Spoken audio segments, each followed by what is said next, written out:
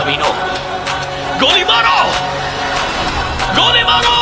अब उसे होश आता है तो वो एक हॉस्पिटल में होता है। वो अपने फोन के बारे में पूछता है। अब उसकी कार में वही नकाबपोश उस वीडियो को ढूंढकर कार को क्रैश करवा देता है। अब वहाँ पुलिस वाले आते हैं और उसे ड्रग्स लेकर कार चलाने के कारण उसे अरेस्ट कर लेते हैं। वो मेयर को बुलाता है। वो उसे बताता है कि ये सब जीहुन ने करवाया है। तो मेयर कहता है कि क्या तुमने उससे कोई डील की थी? तो चांगो कहता है कि मुझे माफ कर दीजिए, मुझे यहाँ से बाहर निकालिए, मैं आपको सब समझा दूंगा। लेकिन मेयर वहाँ से चला जाता है। अब आगे regional investigation team park Chango के ऑफिस में आ जाती है। चांगो के पिता उन्हें रोकते हैं, लेकिन वो लोग कहते हैं कि उनके पास सर्च वारंट है और वो लोग ताला तोड़कर अंदर घुस जाते हैं और हर जगह तलाशी शुरू कर देते हैं। पार्क चांगो के ऑफिस से उन्हें ड्रग्स, गोल्ड और बहुत सारा पैसा मिलता है। ये देखकर उसके पिता हैरान रह जाते हैं। अब चांगो को गोचोन जेल में लाया जाता है, जहाँ पर बड़े क्रिमिनलों को रखा जाता है। ये एक ऐसी जगह है जहाँ रहम की कोई जगह नहीं थी।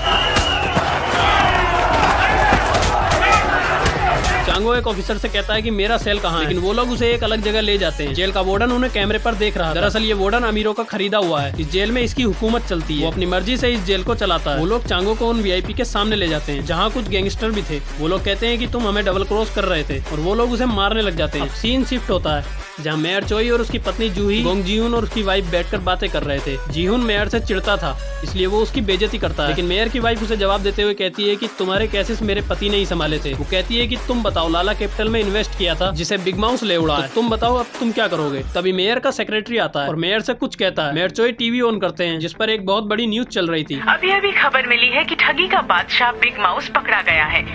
पुलिस को पार्क के ऑफिस से सट्टा बाजारी की डायरी के साथ काफी सारे मोबाइल फोन्स भी मिले हैं। सुनकर सब लोग हैरान रह जाते हैं। जीहुन ये सुनकर परेशान हो जाता है। वो वीआईपी और गैंगस्टर उसे फांसी पर लटका देते हैं। पाक चांगो उनसे माफी मांगता है और उसे छोड़ने के लिए कहता है, लेकिन वो लोग उसे नहीं छोड़ते और वो लटक जाता है, जिससे उसकी सांसें रुक जाती हैं। तभी जीहुन जेल में वार्डन को फोन करता है। पाक चांगो ही बिग माउस है, हमें उससे अपने पैसे वापस लेने हैं, वो मरना नहीं चाहिए। मेरी बात समझ रहे हो या नहीं समझ रहे हो?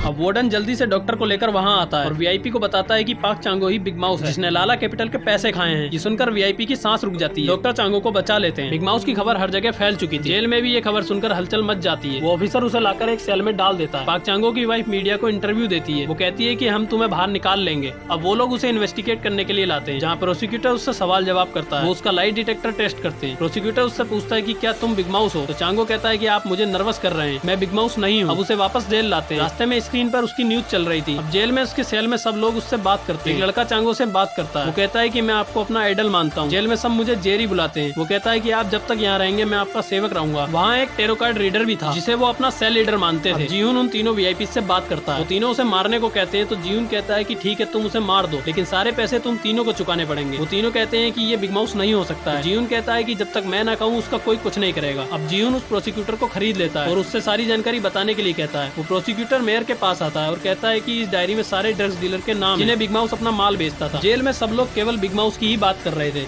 कोई कहता है कि वो लंबा चौड़ा है और उसकी कमर पर एक चूहे का टैटू है, तो कोई कहता है कि वो एक लड़की है। अब वो गैंगस्टर खाते समय बात कर रहे थे कि यकूजा, ट्राइड और रशियन माफिया सब उसके दोस्त हैं। अगर उससे पंगा लिया तो हमारा क्या होगा? अब गैंगस्टर का लीडर चांगो के पास आता है और वो उससे पूछता है कि क्या तुम बिग माउस हो? और वो उसका खाना फेंक देता है और उसे मारने लगता है। वार्डन ये सब कुछ देख रहा था। वार्डन उसे अपने साथ खाने पर बुलाता है और धीरे धीरे उससे पूछताछ शुरू कर देता है। उससे पूछता है कि क्या तुम सच में बिग माउस हो? तो चांगो कहता है कि नहीं, मैं बिग माउस नहीं हूँ। तो वो वार्डन उसे थप्पड़ मार देता है। वार्डन उसे टॉर्चर रूम में 5 दिन रखने के लिए कहता है। वो लोग उसे एक छोटे से रूम में डाल देते हैं। अब मिहो गोचोन हॉस्पिटल में जॉब इंटरव्यू देने आती है और उसे हॉस्पिटल में जॉब मिल भी जाती है। वो वहाँ प्रोफेसर सियोजियोन के पेपर ढूंढने आई थी। अब सेल लीडर उसे समझाते हैं कि तुम्हें मरने के बारे में नहीं सोचना चाहिए। वो वहाँ सबके चेहरे देखता है जो उसे देख रहे थे। वो सोचता है कि यहाँ बड़े से बड़ा क्रिमिनल है, उसे खुद को मारने की मेहनत नहीं करनी पड़ेगी। सब मैस में खाना खा रहे थे। जेरी बताता है कि यानचुसिक एक गैंगस्टर है। उसकी गैंग ने एक बार एक आदमी की एक्सेस से खोपड़ी खोल दी थी। ये सुनकर चांगो खाने की प्लेट लेकर यांग के पास जाता है और उससे कहता है कि मारो मुझे। और वो सारा खाना उसके सर पर डाल देता है और वो खाने की ट्रे से उसके सर पर मारता रहता है। अब चांगो अपने एक पंच से यांग को बेहोश कर देता है। सब लोग हैरान हो जाते हैं। पुलिस वाले उसे वहाँ से ले जा रहे होते हैं। तभी वो एक कैदी को देखता है। उसे जेरी की कई बात याद आती है। लाल टैग वाले कैदी जिनको साइको करार दिया गया है। ये एक साइको है जिसने 9 शादीशुदा औरतों को मार दिया था। चांगो उस साइको के पास जाता है और उससे कहता है कि चल मार मुझे। वो साइको अपना चाकू निकालता है, लेकिन वो उसे मार नहीं पाता। चांगो उसे थप्पड़ मारकर उकसाता है, लेकिन वो रोने लग जाता है। अगले दिन फिर सब मैस में यही बात कर रहे थे कि बिग माउस की मार से साइको रोने लगा। सब लोग उससे डरने लगे थे। रूम लीडर कहता है कि कल रात एक गोली चलने की आवाज सुनी थी। तो जेरी कहता है कि हाँ, एक कैदी भागने की कोशिश कर रहा था तो उसे गोली मार दी। अब ये बात चांगो के दिमाग में बैठ जाती है। वो रात को जेल से भागने लगता है, ये सोचकर कि वो लोग उसे गोली मार देंगे। वार्डन कहता है कि ये कौन है, जाओ और इसे गोली मार दो। चांगो सबको शूट करने के लिए कहता है। वो लोग उसे घेर लेते हैं। चांगो चिल्लाता रहता है और इसी के साथ एक्सप्लेनेशन खत्म हो जाता है।